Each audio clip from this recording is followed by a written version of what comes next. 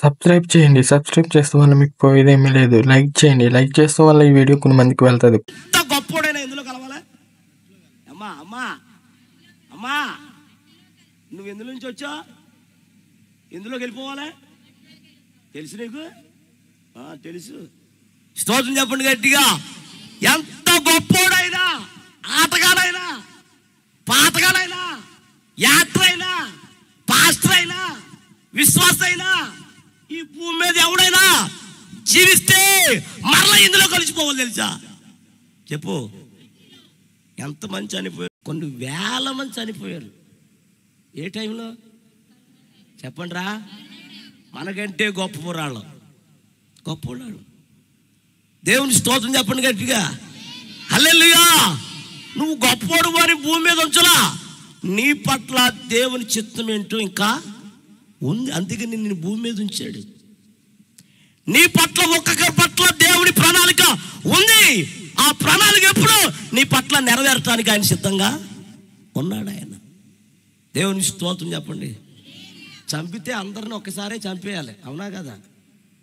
కానీ ఎందుకు ఉంచాడంటే నీ పట్ల దేవుని చిత్తం ఏంటో నెరవేర్చబడాలని నిన్ను నన్ను భూమి మీద ఉంచాడు ఆయన.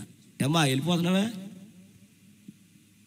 వెళ్ళిపోతావు నువ్వే, వచ్చేస్తావు నువ్వే. బైబిల్ ఇక్కడ ఎట్టేయింది. త్వరగా వచ్చే సాక్షి వినాలి నువ్వు. దేవుని స్తోత్రం చెప్పండి గట్టిగా. ఈ మధ్యన మారు మనసు పొందారు కానీ మారలా. నాకు మాయ అవుతాడు. నాకు ఏమవుతాడు? మాయలో ఆవిడ నాకు ఏమవుతుంది చెప్పండి రా. మా అత్త అందే మొన్నంటే మొన్న కాదులే, బాబా మీ మాయ బాప్తీసం తీసుకోలేదు, కొద్ది మాయ కోసం నువ్వేం చేయాలి? నేనన్నా నువ్వు కూడా చేయన్నాను.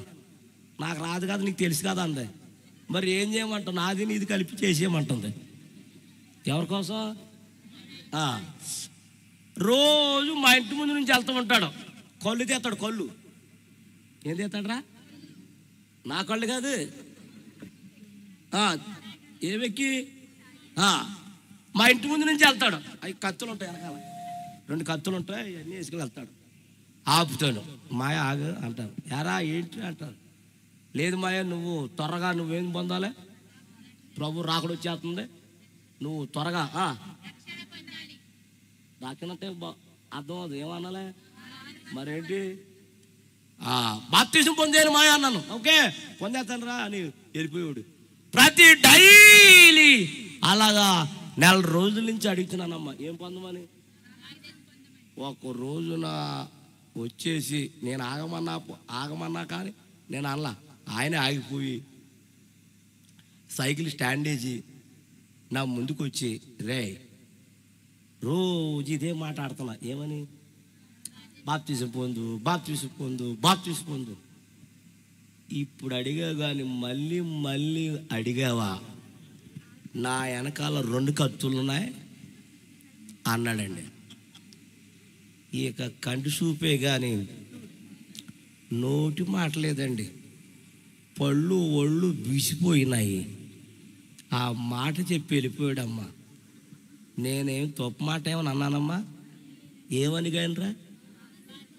ఇలా అడిగితే వల్ల ఆయనకి ఏమొచ్చేసింది? నన్ను దేంతో వేసేస్తా అన్నాడు. తెగిపోతాయి. సర్లేని ఆ రోజు వార్నింగ్ ఇచ్చి వెళ్ళిపోయాడు కదా, గబగబ చెట్టు ఎక్కేసి కొలు తీసేస్తున్నాడంట. ఆ రోజే తీసేసి ఒకటే ఇలా ఇలా ఇలా ఇలా ఇలా తక్కువ చేసింది.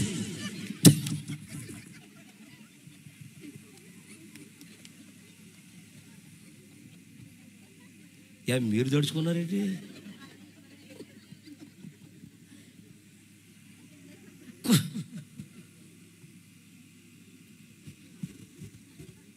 ఇలా రా అమ్మ, లేనిపోయింది. అది తీసుకు రా, ఇలా పెట్టి ఇలా వచ్చే ఇలా రా, ఇలా రా, ఇలా తీసుకురారా, ఇలా ఇలా ఇద్దరు ఇలా తీసుకొచ్చాయి. నువ్వు సిగ్గుపడిపోతున్నాడు రా. అడు కూర్చోండి అమ్మ. బాబు అడగో. స్తోత్రం.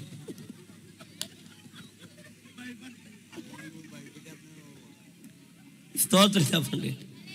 మా వాడు బేసి ఎడతాడు కదా, బేసి వల్ల ఆవిడ దేవుని స్తోత్రం. మంచిది ప్రియులారా. అది ఎలా కుట్టేసింది సంకలో. ఏం కుట్టింది అంటారా అమ్మా? క్షేమ. పాపం క్షేమ. నీకు అన్ని క్షేమలే. నీకు క్షేమ అంట. పెద్ద తేలు కుట్టేసింది. అతడు చాలా లావుగా ఉంటాడు. ఈ లావు మీద కుట్టిందో లేదో తెలియలేదు. అప్పుడు విషయం ఎక్కల. మనోడు కొళ్ళు పోసేసి కొండ తగిలిచ్చేసి దిగొచ్చేస్తున్నాడు. నుంచిని కిందకి దిగొచ్చిన తర్వాత ఇది ఎక్కేసింది. ఏది ఏసం ఏక తిప్పుతున్నాడమ్మా. ఏంటి చెయ్య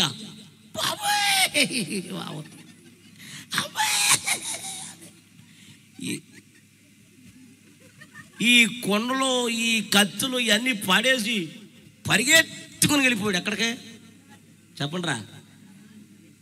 హాస్పిటల్కి. అక్కడ కూడా తిప్పుతున్నాడు అంటే డాక్టర్ గారే ఏంటా బాబోయ్ ఏంటా బాబోయ్ ఇప్పుడు చెప్పరా తిప్పుతున్నాడు బాబా. ఏ చేసింది తేలు కుట్టేసింది అన్నాడు. ఆగి తగలేదండి బాబు. అప్పుడు లోపలికి వెళ్ళి అరికొట్టుకొచ్చాడు డాక్టర్ గారు. అప్పుడు వీడితో అన్నాడంట, రే నీకు తేలు ఎక్కడ కుట్టిందో ఈ అరికి రాసుకో అని డాక్టర్ గారు ఇచ్చారు. ఏమన్నారమ్మా డాక్టర్ గారా? నీకు తేలు ఎక్కడ కుట్టిందో అక్కడ రాయమన్నాడంట. ఈడేం చేశాడు తెలుసా? ఈ బాధలో మరలా తాడి చెట్టు ఎక్కేసి ఆ కమ్మకి రాసేస్తున్నాడంట.